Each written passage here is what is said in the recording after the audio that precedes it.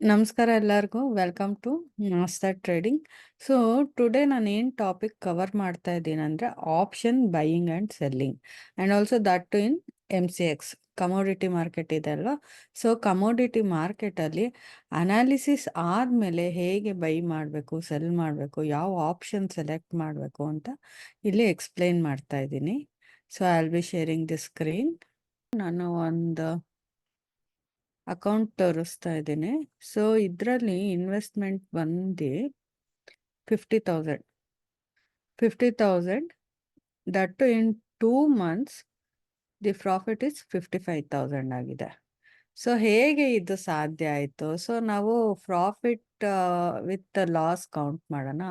Profit count ಮಾಡಿದ್ರೆ total number of profitable days ಬಂದು 9 days ಇದೆ. ಲಾಸ್ಟ್ ಡೇಸ್ ಬಂದ್ಬಿಟ್ಟು 13 ಇದೆ. ಬಟ್ ಸ್ಟಿಲ್ ಹೇಗೆ ಈ ಥರ ಇಷ್ಟು ಅಚೀವ್ ಆಯಿತು, 55,000 ಗೇನ್ ಆಗಿದೆ ಅಂತಂದರೆ, ನೀವು ಮೇಜರ್ ನೋಡಿ, ಪ್ರಾಫಿಟ್ ಬುಕ್ ಆಗಿರೋದು ಇಲ್ಲಿ 11,000, 14,000, ಹೈಯೆಸ್ಟ್ ಪ್ರಾಫಿಟ್ 17,000 ಆ ಥರ ಎಲ್ಲ ಬುಕ್ ಆಗಿದೆ ಅಲ್ವಾ. ಆದರೆ ಲಾಸ್ ಬಂದ್ಬಿಟ್ಟು ಮ್ಯಾಕ್ಸಿಮಮ್ ಲಾಸ್ ಬಂದ್ಬಿಟ್ಟು 5,000, 3,000, 3,700 ಆ ಥರ ಇದೆ. ಸೊ ನಾವಿಲ್ಲೇನು ಕಲಿಬೇಕು ಅಂತಂದರೆ, ಹೇಗೆ ಪ್ರಾಫಿಟ್ ಮಾಡಬೇಕು ಅಂತಂದರೆ, ನಮ್ಮ ಅನಾಲಿಸಿಸ್ ಹೇಗಿರಬೇಕು ಅಂದರೆ risk to reward ratio 1:4 or 1:5 ಇರಬೇಕು. ಸೊ ಆ ಥರ ಇದ್ದಾಗ ಮಾತ್ರ ನಮಗೆ ಸಕ್ಸಸ್ ಆಗಕ್ಕೆ ಸಾಧ್ಯ ಆಗುತ್ತೆ. ಸೊ ಮಿಕ್ಕಿದ ದಿವಸ ಎಲ್ಲ ನೋಡಿ ನಮಗೆ ಅದು ಟ್ರೇಡ್ ಸಿಗುತ್ತೋ ಇಲ್ವೋ, ಬಟ್ ಆ ಲಾಸಸ್ನ ಅಕ್ಸೆಪ್ಟ್ ಮಾಡಬೇಕು. ಲಾಸಸ್ ಅಕ್ಸೆಪ್ಟ್ ಮಾಡದೆ ನಾವು ಓವರ್ ಟ್ರೇಡಿಂಗ್ ಮಾಡಿ, ಇಲ್ಲ ನನ್ನ ಅನಾಲಿಸಿಸ್, ನೀವು ಎಷ್ಟೇ ಇಂಟೆಲಿಜೆಂಟ್ ಆದರೂ market won't care. Okay, so ನಾವು ಸ್ಟಬ್ಬರ್ನ್ ಥರ ಇದ್ದರೆ ಅದೇನು ಯೂಸ್ ಆಗಲ್ಲ. ಸೊ ನಾವು ಲಾಸ್ನ ಅಕ್ಸೆಪ್ಟ್ ಮಾಡಿಕೊಂಡು we need to come out of that trade. Okay, so profitable days ಎಲ್ಲ ನೋಡಿ ಹೀಗಿದೆ. So with capital gain and loss 55,000. So okay, will start from which option we need to select. ಈಗ ನಾವು ನೋಡಿರೋ ಪ್ರಕಾರ US ಆಯಿಲು ಅಪ್ ಟ್ರೆಂಡ್ ಹೋಗುತ್ತೆ ಅಂತ ನಾವು ಅನಾಲಿಸಿಸ್ ಮಾಡಿದ್ದೀವಲ್ವಾ.